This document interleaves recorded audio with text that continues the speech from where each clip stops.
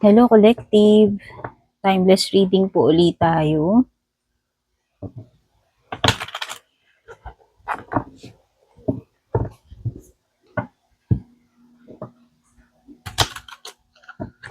Thank you po dun sa mga palaging nag-aabang, sumusubaybay sa mga readings ko. Sa inyong support and love. Kunin niyo lang po kung ano yung nagre-resonate, no? Yung mga mensahe na babanggitin ko sa inyo, kung ano lang po yung mga makikita kong lalabas sa cards. No?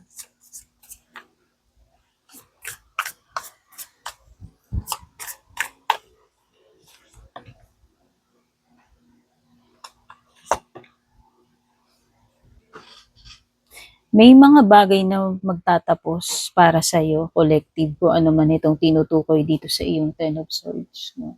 So nakikita ko rito, matatapos na kung ano man itong paghihirap na nararanasan mo dito. Siguro matagal kang nagtiis, matagal kang naghirap, na torture, matagal kang lumaban para dito sa bagay na to, situation na to, or even relationship. No?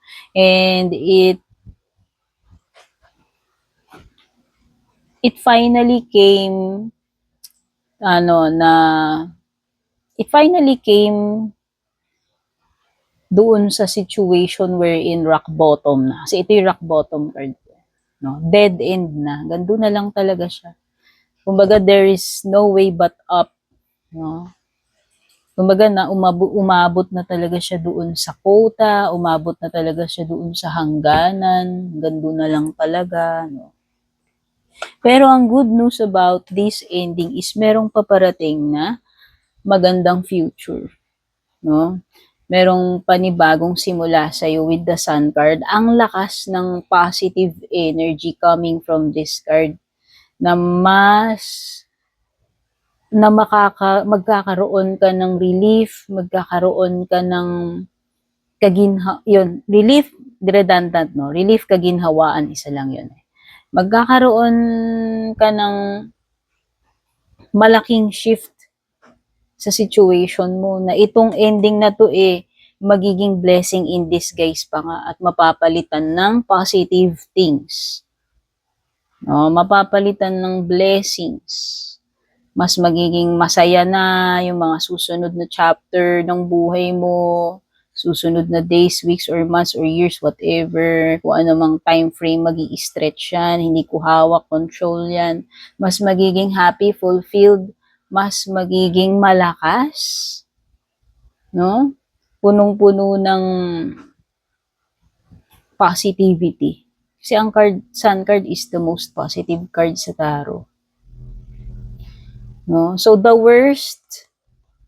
worst part is over now with the Ten of Swords, no? Finally, magkakaroon na ng ending.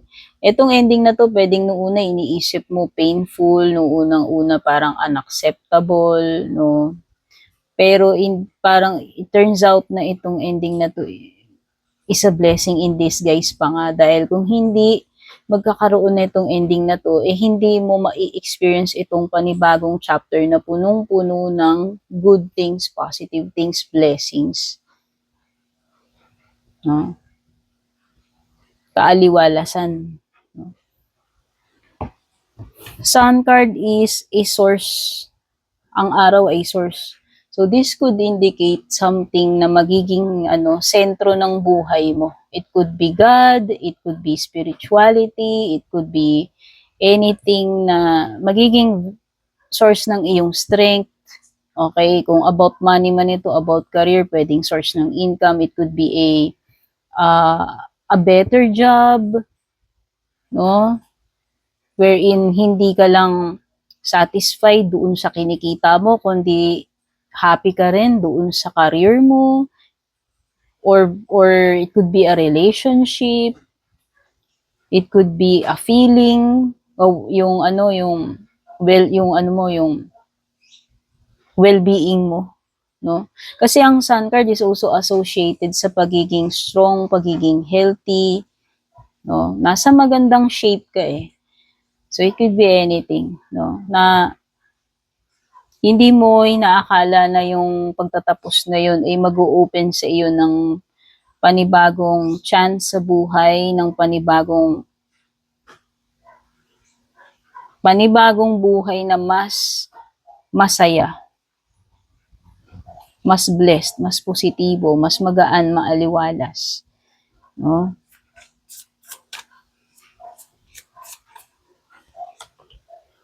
Eight of Wands, yes. Ito na yung sign na magkakaroon na, ito yung card na nagsasabi as a confirmation na you will finally reach yung kung ano man itong gusto mong ma-achieve, mangyari, mapuntahan, marating. This is reaching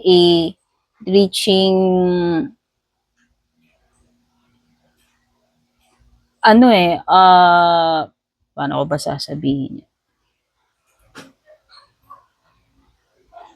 Basta kung ano itong bagay na, kung ano man itong direction na tatahakin mo or tinatahak mo sa ngayon, ibig sabihin, magkakaroon ng magandang patutunguhan.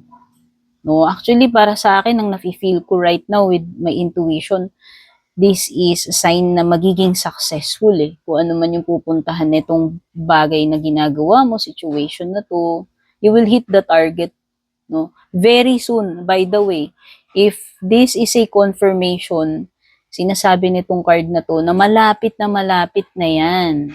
It would be in the very near future na. At magiging mabilis yung mga bagay-bagay yung pangyayari. No? This is also a card ng activity wherein magiging occupied ka, ang daming ganap, siguro ang dami mong calls, emails, mga gawain, mga clients, etc. No? Maraming movement No? So magandang sign yan. Kung gusto mong maging active, kung gusto mong maging mabenta yung negosyo mo, kung gusto mong maging productive, no? Ang lang siguro dito, yung depende na kung paano ka makaka-cope, no? Makakasabay doon sa demand kasi mabilis yung mabilis yung flow Okay? So let's go to the person on your mind. Check natin kung anong makikita ng cards regarding dito sa kakonect mo, person na nasa isip mo, karelasyon mo, kachorba mo. By the way, singit ko lang guys, kung saan ko nabili itong bracelet na to, kung type nyo rin to, ilalagay ko po yung product link. Take note, hindi po ako ang tindera nito, wala po akong mga binibentang product. Yung mga sinasabi ko po sa inyo, sinishare ko lang po kung saan ko nabili yung mga product na yan. No? So, kung meron kayong mga questions regarding your orders, ang i-message nyo po, yung pinaka-link, yung product link na yun. Yung seller, hindi ako kasi hindi po ako ang seller nito. Sinishare ko lang po sa inyo at kung natatypan nyo, di ba? Lagay ko dyan sa description, somewhere sa screen, magpa-pop up siguro sa comment section kung saan nyo pwedeng i-check out ito. At kung gusto nyo po ng private reading sa akin, the only way is to message me sa official Meta-verified FB page ko, Purple Teen, may check sa dulo. Pag walang check sa dulo, hindi ako. Beware sa mga posers, impostor na gumagaya sa akin.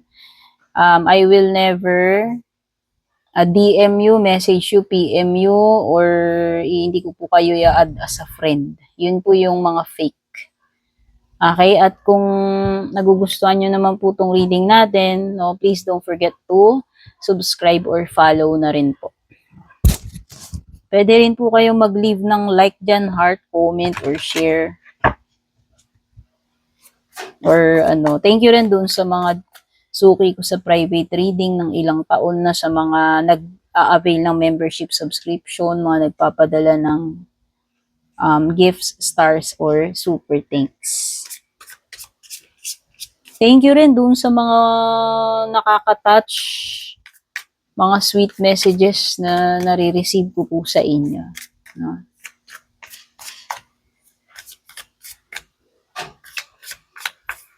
Siyempre, doon sa mga abangers, maraming salamat. Marami tayong mga abangers, yung mga matagal na nating followers, subscribers, taga-subaybay, di ba?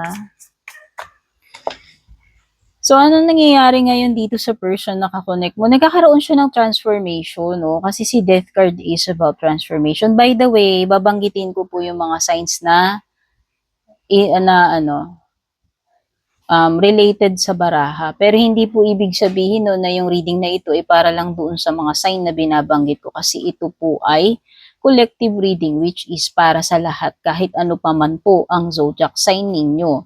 At mas maganda po kung naiintindihan ninyo yung birth chart ninyo, yung sun, moon, rising sign. Kung hindi nyo po alam sa until now kung ano po ang sun, moon, rising ninyo, i-search nyo lang po online birth chart calculator. Okay? Para pwede nyo rin pong panoorin yung mga ibang sign ninyo. Kagaya ko, ako, i-share ko lang, ako ay Libra Sun, Scorpio Moon, Taurus Rising. So, para makuha ninyo yung ganun ninyo, yun, gawin nyo yung sinabi ko.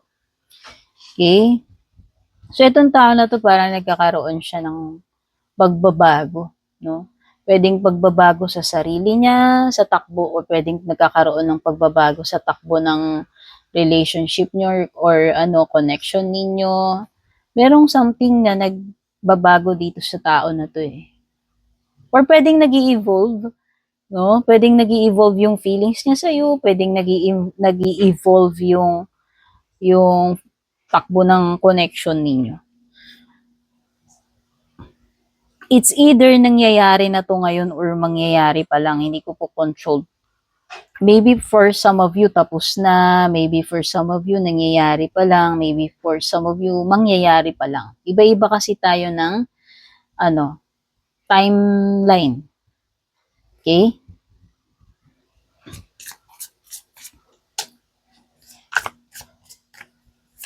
Merong something na nagbabago. Titignan natin sa mga susunod na mahugot natin kung ito ba ay maganda or hindi, no? Good news ba ito or hindi? So I think this is disappointing. Baliktad kasi si Justice mo. By the way, Justice card is Libra energy. Oo, parang nagiging instead na hindi siya transformation for the good. Yun yung nafe-feel ko. Parang habang tumatagal, mararamdaman mo dito sa person na to na parang merong something is wrong dito sa tao na to. Which is nung una, hindi naman ganun yung flow, no? Ng connection ninyo. So, parang unti-unting, sumingit lang sa intuition ko. Nung una, siguro, active siya sa'yo, maganda yung takbo ng relationship slash connection ninyo. Pero, parang magkakaroon ng changes or nagkakaroon ng changes na parang nawawalan na siya ng time sa'yo.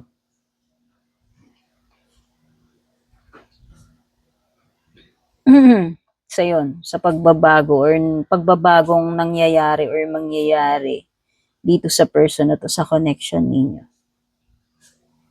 Mararamdaman mo ang panlalamig, mararamdaman mo yung pagbabago, mararamdaman mo yung hindi na siya ganun ka dedicated, committed, no? Pwedeng, excuse me lang, iinom lang ako.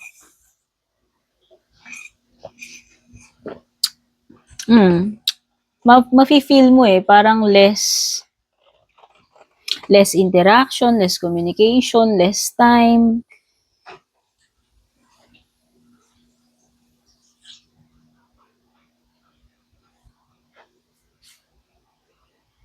Oo, tsaka parang dati or before, pwedeng very siya palagi kanyang ina-update, palagi siya nagre-report sa'yo, pero pwedeng ngayon, or kung mangyayari pa lang to, pwedeng mag-iiba, parang hindi na siya ganun ka-open.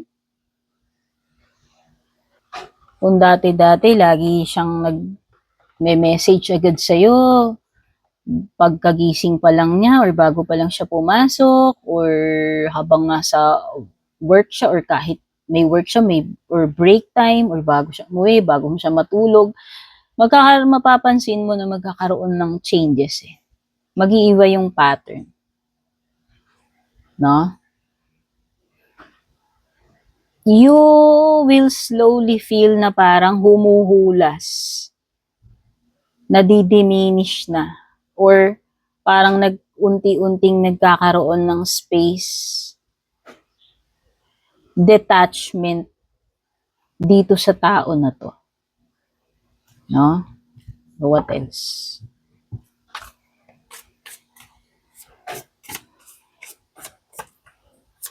And it will make you, actually, it could make you feel worried, insecure, restless, paranoid. Kasi syempre, 'di ba, pag nasanay tayo dun sa mga kakonek natin, jowa natin na ganito, ganito, ganyan, nasanay ka na kasi parang routine na yun eh, 'di ba? Tapos biglang mapapansin mo na nag-iiba yung pattern. 'Di ba, aminin natin, minsan nagkakaroon tayo ng paranoia. Bakit kaya ganun? 'Di ba? Hindi naman, 'di ba, parang may something is off na hindi naman dating ganun yung ano nyo, pero siya, 'di ba? Naiiba yung pattern. So it will make you think na may something, 'di ba? So yun.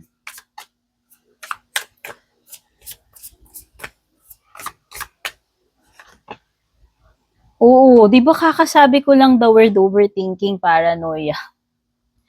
Tapos lumabas yung Nine of Swords. O 'di ba? Sabi ko doon papunta yung pattern eh. Kaya nga this will cause stress sa iyo.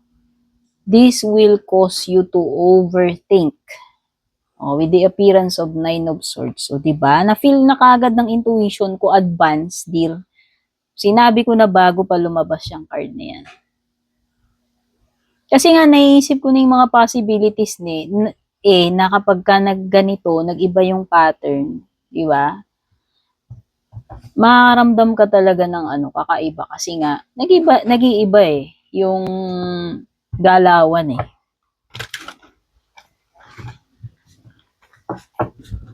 Sabi ko nga parang habang tumatagal nagkakaroon ng detachment, less transparency na. 'Di ba?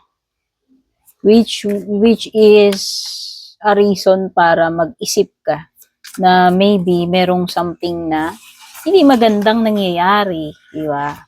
Dito sa tao na 'to. Tapos sa dulo nun, mapapaisip ka, o baka mamaya meron ng iba 'to, 'di ba? Lalo na pagka nawawalan na ng gana sa'yo, di ba? Less na yung pagkikita ninyo, hindi na siya nagre-report, nag-a-update sa'yo, hindi na rin siya ganun ka-warm. Oo. Kasi nga, naka-feel ako ng, ng parang detachment, panlalamig, pagbabago. So, what's next? Wheel of Fortune. O, di ba? This is a card na nagsasabi again ng change. At hindi maganda yung magiging pagbabago na ito. Hindi ito in favor sa'yo. By the way, itong dalawang barahan na to ay nagsasabi na hindi ito papabor sa'yo. Hindi ito magiging okay sa'yo, itong mga pagbabago na to. Kaya nga, magkukos ng stress sa'yo yan, magkukos ng overthinking, paranoia, discomfort, no? Siyempre, pagka ganun, hindi ka makakampante, hindi ka komportable, hindi ka relax, no? Mga times pa nga na palagi ka mag-iisip, hindi ka makakatulog, di ba? So, yun. Ano pa? Nako. What will happen next? The Magician is Gemini energy. Ooh. Gemini is also about transformation. Transformation is equal to change. Change na naman to eh. So, ang dami talagang card mo ng changes. Alam mo, 4 na yan. 4 na yan. So, maliwanag talaga. O, whether sa love life mo to, kung saan po nga patungkol or hindi, ha? Malakas ang mga energies dito ng major, take note. Mga major cards itong lumalabas na ito about transformation. Death card, Wheel, Magician. Puro major. So, para sa akin, this is something na big deal. Magiging big deal sa iyo ito. Or magiging malaki yung impact nito sa iyo. Epekto. No? Magician yan eh. Kung magta-transform yan, hindi maganda yung transformation. Ganun din naman yung Wheel of Fortune, nasa reversed position sila. So, instead na maging happy ka, instead na mag-improve, instead na sa magandang pagbabago, di opposite yung ano ko dito, yung na-feel ko rito. No? Nandyan na yung ano, nakikita ko na rito yung nandyan na yung itatry ka na niyang mamanipulate, bulahin, magsinungaling sa'yo, gumawa ng kwento, baguhin yung kwento, ibahin yung, yan, yung mga ganyan.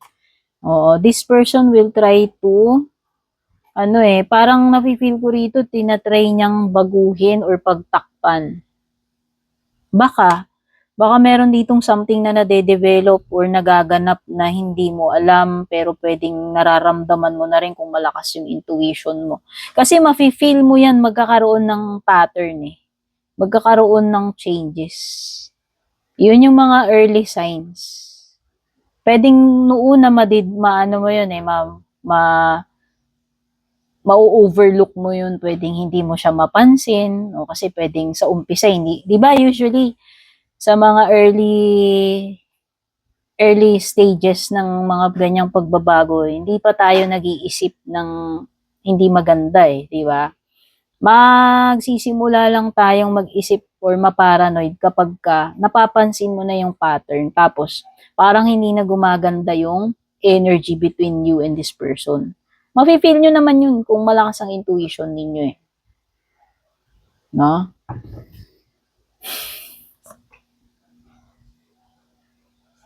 Temperance. Ang dami mong major. Temperance is Sagittarius energy. Pero ikaw, despite na ganun yung nangyayari, pwedeng nagiging ano na nga, ayan, stressful para sa iyo, napaparanoid ka, na-overthink ka, na-insecure ka, napapaisip ka ganito ganyan. Itatry mo pa rin eh. Itatry mo pa rin balansihin yung situation. Itatry mo pa rin maging kalmado or ipakita na or pwedeng itatry mo ipakita na hindi ka affected but actually affected ka talaga.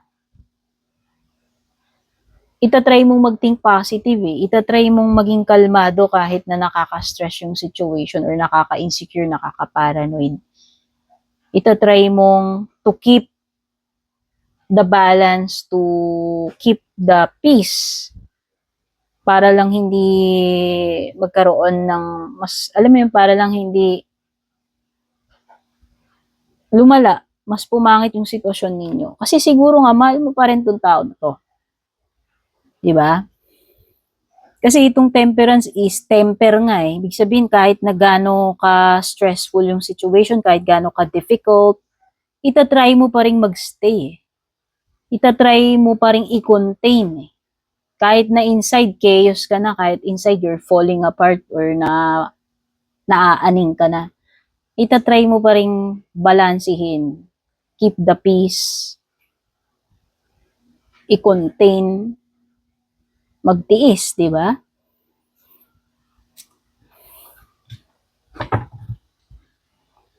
But eventually, bibigay ka. No? Eventually, lahat ng bagay, lahat ng tao may breaking point. No? Hindi lang yun, pati yung mga elements, lahat ng, sa science yan, charot. Lahat ng bagay may breaking point. Kung hanggang saan lang talaga yung kapasidad natin, yung the capacity na mag-deal with pressure, stress, ganito, ganyan, etc., etc. Eventually, mawi-wear out ka rin eh. Eventually, mapapagod ka, bibigay ka rin, magbe-breakdown ka rin dito eh. No? O Devil card reversed appeared at the bottom ng Four of Swords. This is Capricorn energy. Eventually, you will realize na, teka lang, kasi, oo, kaya mong magtiis, kasi mahal mo yung tao, kaya mong pasensya, pero hanggang saan?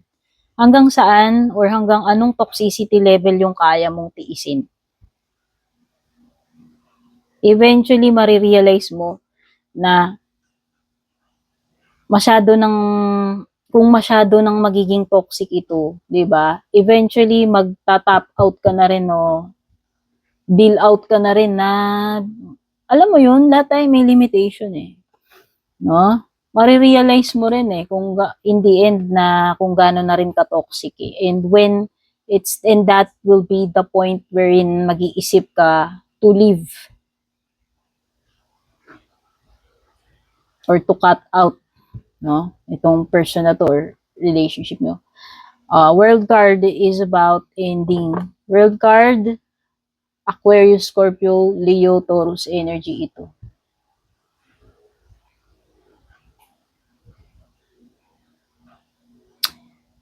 World card is pwedeng hindi pa matatapos. Pwedeng hindi pa totally magko-close yung chapter na to sa inyo nitong person na to. Kahit sabihin mong dumating yung point na dumitouch ka, bumigay ka. No, nakikita ko parang hindi pa rin to yung ending talaga eh. No? O ayan, magkakaroon ng pag-walk out, pagka-cut off, disconnection, or pagbe-break. Pero hindi pa doon mag-i-end yung story ninyo nitong tao na to. Okay. So, yan yung mga na-pick up ko. Hindi ko na po masyadong pahahabain. I will see you again sa susunod nating reading. Love you all. Bye-bye.